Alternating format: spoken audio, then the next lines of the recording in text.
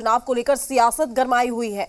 उम्मीदवारों को लेकर एक तरफ एनडीए निश्चिंत नजर आ रही है तो दूसरी तरफ महागठबंधन में सब कुछ ठीक नहीं चल रहा है।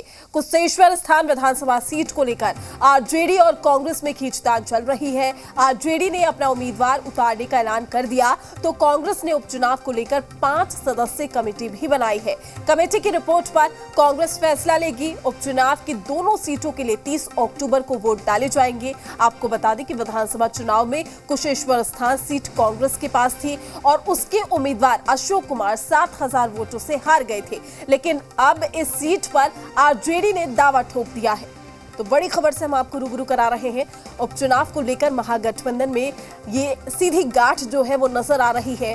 कुशेश्वर स्थान सीट पर आरजेडी कांग्रेस में खींचतान दिखाई दे रही है। आरजेडी का उम्मीदवार उतारने का ऐलान, तो कांग्रेस ने उम्मीदवार चयन के लिए बनाई है कमेटी। तो विधानसभा चुनाव में कांग्रेस ने उतारा था उम्मीदवार।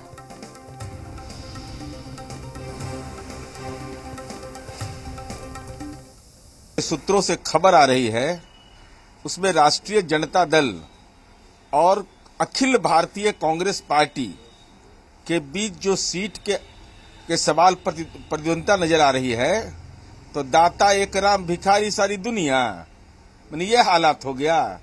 गठबंधन के घटक दल को अगर अपनी उम्मीदवारी का दावा भी करना है तो वह भी दावा करने का अधिकार भी सीट के निर्णय के पहले छीन लिया जाना, ये तो याचक की स्थिति आ गई है क्या? यह स्पष्ट प्रतिवेदित करता है कि महागठबंधन में कोई दाता बन गया है और कोई याचक की भूमिका में है। यह लोकतंत्र के लिए दुखद है।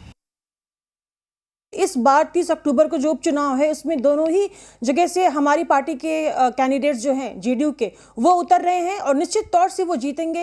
हालांकि हम ये भी देख रहे हैं कि जो आरजेडी है दोनों सीटों पे अपना दावा ठोक रही है।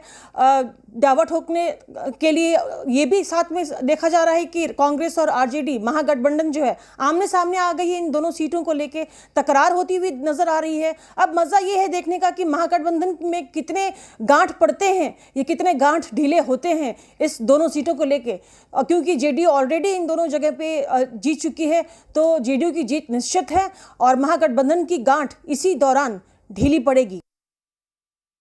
महागठबंधन में सारी चीजें तय है। इन दो उपचुनावों में कुशेश्वर स्थान कांग्रेस की परंपरागत सीट रही है। कुशेश्वर स्थान में हमारा बहुत मजबूत बेस है और महागठबंधन के उम्मीदवार की तरह कुशेश्वर स्थान कांग्रेस अपने सिंबल पे ही लड़ रही है।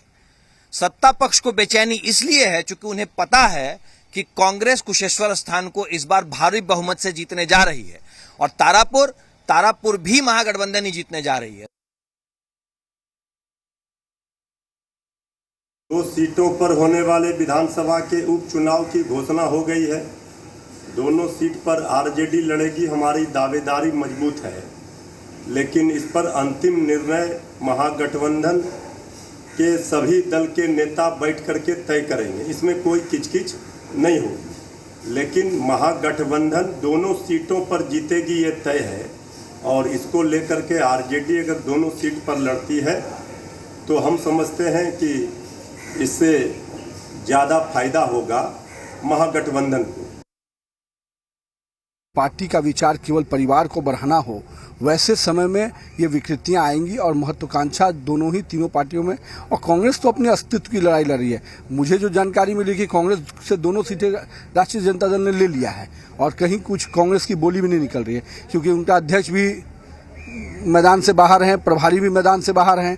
तो ऐसे समय में कांग्रेस अपने अंतिम सांसें गिन रही हैं और इसीलिए अब जैसे जैसे लोग को पार्टी ज्वाइन कराया जा रहा है, इसका मतलब नैया डूबना तय है।